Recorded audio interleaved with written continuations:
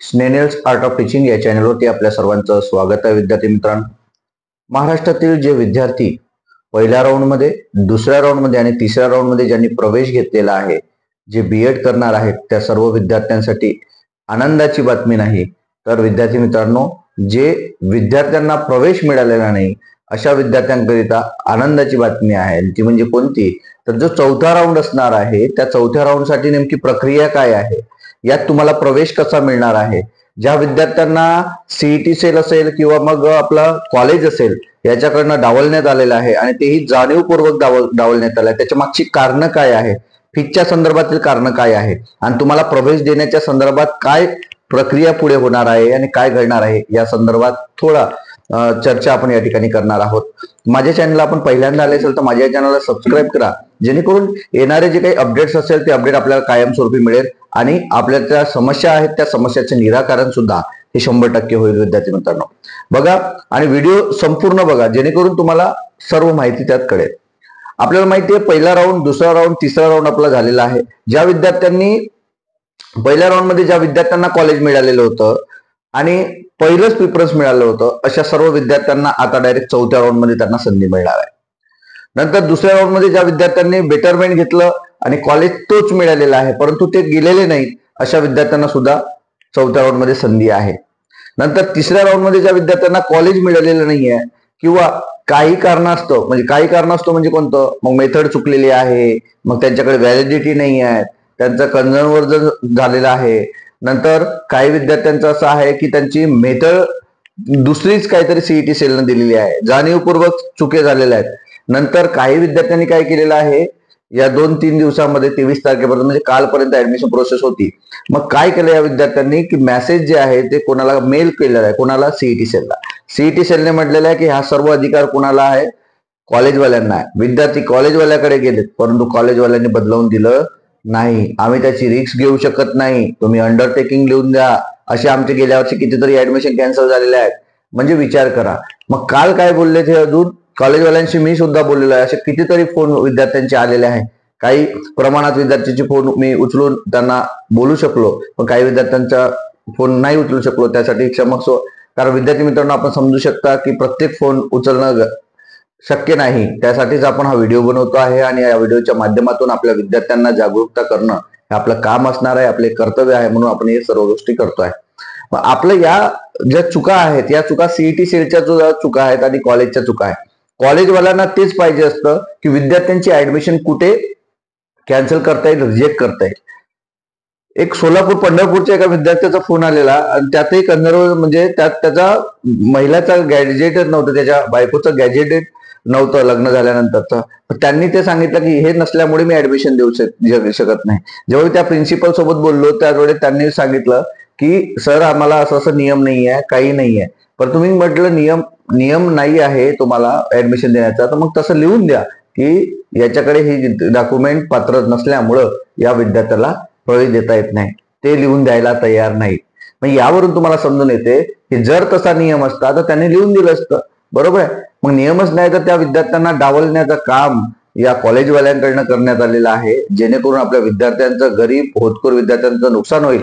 आणि जे कोणी पैसेवाले मुलं असतील, जे 1 लाख रुपये 2 लाख रुपये ज्यांना डोनेशन द्यायला ही जागा रिक्त असतात आणि या माध्यमातून या जागा आता इन्स्टिट्यूशनल राऊंडला तुम्हाला सांगितल्या जात नाही, हे लक्षात घ्या. जे पैसे देऊन विद्यार्थी त्या ठिकाणी सेट होतात अशाच विद्यार्थ्यांना त्या ठिकाणी प्रवेश दिला जाते.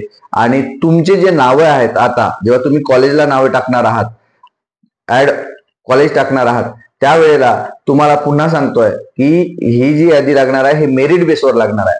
मग मेरिट कसं, जर तुमच्या कॉलेजमध्ये, ज्या कॉलेजमध्ये तुम्हाला प्रवेश पाहिजे त्या कॉलेजमध्ये जर 8 जागा किंवा 10 जागा शिल्लक असेल आणि त्यात 20-30 विद्यार्थ्यांनी त्या ठिकाणी अप्लाय केलेला आहे, अशा 20-30 विद्यार्थ्यांची मेरिट म्हणजे पर्सेंटेज जी आहे तुमची सीईटीची, त्यानुसार ते त्या ठिकाणी घेतलं जातं. म्हणून तुमच्या कॉलेजमध्ये तुमचे किती गुण आहे किंवा काय आहे याच्याशी काही देणं घेणं नसणार आहे, कारण ही सर्व हा अधिकार इन्स्टिट्यूशनल राऊंड म्हणजे त्या कॉलेजवाल्यांचा असणार आहे. त्यामुळे आपण त्यात ना अरेरावी करू शकत, ना आपण त्यांना नियम सांगू शकत, ना काही करू शकत, कारण शेवटी त्यांची मर्जी असणार आहे. त्यामुळे वारंवार मी सांगत होतो विद्यार्थी मित्रांनो की 1 ते 3 राऊंड पर्यंतच तुम्हाला चांगल्या पद्धतीने प्रवेश मिळेल. आणि चौथ्या राऊंड मध्ये तुमचा मात्र त्यात वाटोळ होणार आहे, हे सुद्धा लक्षात घ्यायचं आहे. आता काही विद्यार्थ्यांना ज्यांना बीएड करायचं होतं, अशा सर्व विद्यार्थ्यांना ज्यांना 50,000 रुपये वन टाइम फीज मागितली आहे, त्या विद्यार्थ्यांनी प्रवेश घेतला नाही. आणि हे लक्षात घ्यायचं आहे की 50% स्कॉलरशिप आणि 100% स्कॉलरशिप जी SC ST ना आहे आणि 50% स्कॉलरशिप जी आहे ती आपले ओबीसी बांधव विजय NT SBC बांधवांना फीज आहे. परंतु कॉलेज जाणीवपूर्वक पैशासाठी आपल्या विद्यार्थ्यांना प्रवेश दिलेला नाही, हे सुद्धा लक्षात घ्या. पण शासन मात्र याच्यावरती गप्पा आहे आणि तुम्ही जे काही विद्यार्थी आहात तेही गप्पा आहात, कारण आपण कधीच याच्यावरती बोलत नाही. त्याच्या मागची कारण काय, तर आपण चुपचाप का बसतो. तुम्हाला प्रॅक्टिकलचे गुण पाहिजे असते, तुम्हाला कॉलेजला जायचं नसते, तुम्हाला काही देणे घेणं नसते, फक्त परीक्षेला जायचं असते आणि तुम्हाला डिग्री पाहिजे असते. त्यामुळे तुम्हाला कॉलेज सोबत चांगलं राहणं असं तुम्हाला वाटते, त्याच्यामुळे तुम्ही ही पैसे देत असता, ते फीस देत असता. यात चुकी आपली या विद्यार्थी मित्रांनो, हे सुद्धा समजून घ्यायचं आहे. कारण हे जर ही जर प्रक्रिया तुम्ही जर चांगल्या पद्धतीने पार पाडली नसती किंवा ह्या जर गोष्टी जर तुम्ही त्यांना जाणीव करून दिल्या, तर लक्षात घ्यायचं आहे की असे कॉलेजवाले जे आहेत ते वटणीवर आले असते. आणि त्याचं ज्वलंत उदाहरण म्हणजे नाशिक मधला जो गावित विद्यार्थी आहे, त्याने 650 रुपयात प्रवेश घेतलेला आहे, हे सुद्धा मी तुम्हाला सांगतो आहे. आणि 650 रुपये जरी प्रवेश घेतला असेल आणि त्याने पुढचे 2,000 किंवा 3,000 जरी भरल, तो जर काही प्रॅक्टिकल बुक येते, तरी स्कॉलरशिप ही त्याला 7,000 ते 8,000 रुपये परत स्कॉलरशिप मिळेल. म्हणजे त्याचं ऍडमिशन 0 रुपयात झालं असं समजा. परंतु आपण मात्र 50,000, 20,000 रुपये आपण कॉलेजला देत आहात. आणि का, तर कॉलेजवाल्यांसोबत चांगलं राहणं आणि बाकी सर्व गोष्टी आपल्याला मिळणं, असं होत नाही. त्यामुळे हा जो नियम आहे, हा नियम तोडण्याचं काम जर कोणी केलं असेल तर आपण विद्यार्थ्यांनी केलेलं आहे. आणि विद्यार्थ्यांना हे सुद्धा मला सांगतोय की तुम्ही जर 20,000 रुपये दिले असेल तर तुम्हाला पावती मात्र कॉलेजच्या माध्यमातून 10,000ची दिली असेल. तुम्ही जर 15,000 रुपये दिले असेल तर तुम्हाला पावती 5,000 रुपयाची दिली असेल, 10,000 रुपयाची पावती दिली जात नाही. यातच तुम्हाला समजायचं आहे की हा घोड काय आहे, हा कॉलेज एक धंदा आहे आणि या माध्यमातून आपल्या सर्व विद्यार्थ्यांचं नुकसान शासनाच्या माध्यमातून होत आहे. परंतु कोणताही पदाधिकारी कोणीही त्या ठिकाणी बोलत नाही. मग चौथ्या राऊंड मध्ये अशा पद्धतीने तुमची प्रक्रिया होईल, जे मेरिटनुसार कॉलेजवाले काय करतील, तुम्हाला प्रवेश देतील.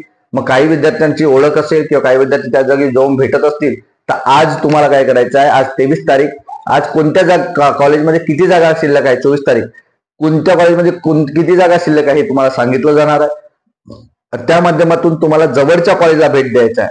तुम्ही जर नागपूरमध्ये राहत असाल तर नागपूरच्या भोवतालची कॉलेजेस जे काही 20, 10, 15, 30 असेल त्यांची सर्वांची नावे त्या ऍड करायची आहेत. जर तुम्हाला चंद्रपूरला जायचं असेल तर चंद्रपूरच्या कॉलेजची नावे ऍड करा. असे आणि प्रत्येक कॉलेजच्या लिस्टमध्ये तुमचं नाव येणार आहे मेरिट लिस्टनुसार, हे सुद्धा समजून घ्यायचं आहे. मग जो जवळचं कॉलेज आहे, जो ओळखीचा आहे, जिथं तुम्हाला प्रवेश मिळू शकते, जिथं तुमचं मेरिट चांगलं आहे, अशा कॉलेजला जाऊन आधीच भेट द्या आणि त्या ठिकाणी सांगा. ठीक आहे. आणि तसंही कॉलेजची हरिरावी असणार आहे, त्यामुळे तुम्हाला प्रवेश भेटेल. जे पैसे देणारे असतील त्यांनाच प्रवेश भेटणार आहे, हे सुद्धा मी पुन्हा वारंवार सांगतो आहे. त्यामुळे आपलं नुकसान होणार आहे. म्हणून जे कोणी विद्यार्थी असतील त्यांनी आवर्जून या ज्या मी काही गोष्टी सांगितलेल्या आहेत, सल्ले दिले आहेत, यानुसार तुम्ही प्रवेश घ्या. आणि कोणी जर हरिरावी करत असेल पैशासाठी, SC ST OBC साठी, तर आपण जे सांगितलेले शासन निर्णय आहे, GR आहे, याच्या माध्यमातून, आदिवासी ऑफिसच्या माध्यमातून या सर्व गोष्टी आपल्याला क्लिअर करायच्या आहेत. नागपूर संदर्भातील ज्या विद्यार्थ्यांनी पैसे भरलेले आहेत, जे विद्यार्थ्यांना पावत्या ज्या चुकीच्या दिलेल्या आहेत, 20,000 घेतले पण 10,000, अशा सर्व विद्यार्थ्यांसाठी त्या 2 ते 3 दिवसांमध्ये नागपूर ATC ते आपल्या सर्वांना भेट द्यायची आहे. त्यामुळे आपले पैसे परत पाहिजे असेल, दुसरी गोष्ट तुम्हाला मोफत प्रवेश पाहिजे असेल आणि पैसे जे काही आपले आर्थिक भुर्दंड आपल्यावरती लागलेला कॉलेजच्या माध्यमातून, त्याला जर आपल्याला तोडगा करायचा असेल किंवा त्यावरती निराकरण करायचं असेल तर आपल्या सर्व विद्यार्थ्यांना मात्र नक्की यायचं आहे. विद्यार्थी मित्रांनो, अशा पद्धतीनं हा इन्स्टिट्यूशनल राऊंड होणार आहे, हे सुद्धा समजून घ्यायचं आहे. विद्यार्थी मित्रांनो, आपल्याला ही जी माहिती आहे, ही माहिती कशी वाटली ही नक्की कमेंट बॉक्समध्ये कळवा. आणि अशाच अपडेट करिता आपला स्नेहिल्स आर्ट ऑफ टीचिंगचा ग्रुप जो आहे टेलिग्रामचा आणि व्हॉट्सअपचा, त्याला जॉईन व्हा, जेणेकरून कायमस्वरूपी तुम्हाला तुमच्या समस्या आपल्या ग्रुपला मांडता येणार आहेत. धन्यवाद.